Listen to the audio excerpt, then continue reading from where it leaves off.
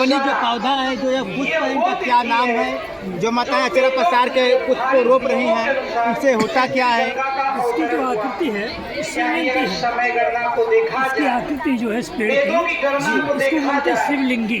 शिवलिंगी से कहते हैं। जी हाँ, जिसमें शेषनाग के फण वाला वो बना रहता है और बीच में लिंग स्थापित होता है। जी जी। पुष्प के बीचों बीच। तो भगवान शिव को बहुत प्रिय पौधा है, फूल है।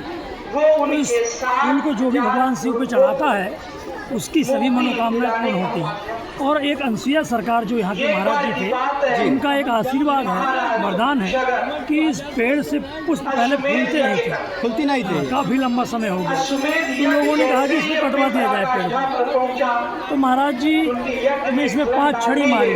5 छड़ी मारी। हाँ, उसके बाद महाराज जी बोले कि अभी रहने दो इसको, उनको लगता है कि ये फूलेगा। जी, दूसरे दिन से ही इसमें पंखुड़ी निकल आई। लोगों का ऐसा मानना है कि यहाँ पर एक साल में केवल एक ही दिन फूलता है।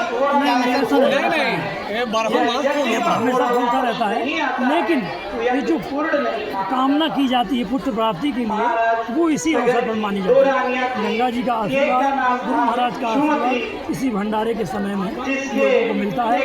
माताएं बहनें महाराज जी के पास आया करती थी पुत्र प्राप्ति की कामना से। तो महाराज जी एक दो बार तो महाराज जी उनको आशीर्वाद दिए। उसके बाद महाराज जी बोलते कि आप लोग जाओ, ये पेड़ आपको आशीर्वाद दे। कौन से महाराज?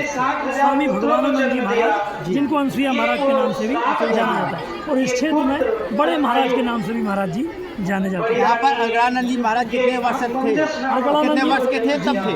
अड़गड़ानंद जी महाराज जी के बड़े गुरु भाई जो थे, उन्हीं की मैं बात कर रहा हूँ अभी तक। जी, जिनको बड़का महाराज कहा जाता था और अड़गड़ानंद जी महाराज को छुटका महाराज के नाम से जाना जाता था। जो अगरानंद महाराज जी थे, यहाँ पर कितने वर्ष तक थे? यहाँ लगभग स्वामी जी 25 वर्ष जो है निवास किए। और उसके बाद स्वामी जी जो है आश्रम गए।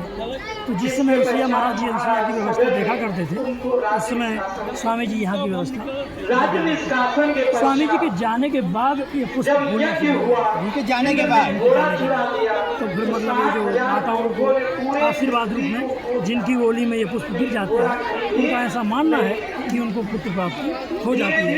और ऐसा अनेक माताओं के साथ हुआ है। किसी के साथ तो ऐसा हुआ है कि जिनकी ओली में 2 पुष्प गिर गए हैं तो उनको 2 संतानें हुई हैं। तो और लोगों का विश्वास बढ़ गया है। तो उसी कामना से माताएं जो है आज गंगा दशहरा के दिन गंगा मैया का आशीर्वाद, गुरु महाराज का आशीर्वाद, संतों का आशीर्वाद लेने के लिए इस परमहंस आश्रम जगतानंद में आते हैं। तो एक कहानी और है। एक ठाकुर साहब थे। ठाकुर साहब कहाँ के थे? ये इसी कछवा क्षेत्र, कछवा के आसपास। हाँ, उनके कोई संतान नहीं थी।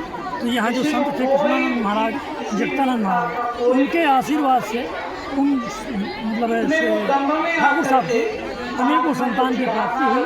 और कहा जाता है उन्होंने यहाँ पर अनेकों प्रकार से निर्माण कराया। देखिए, महाराज जी ने आपको जानकारी बताया।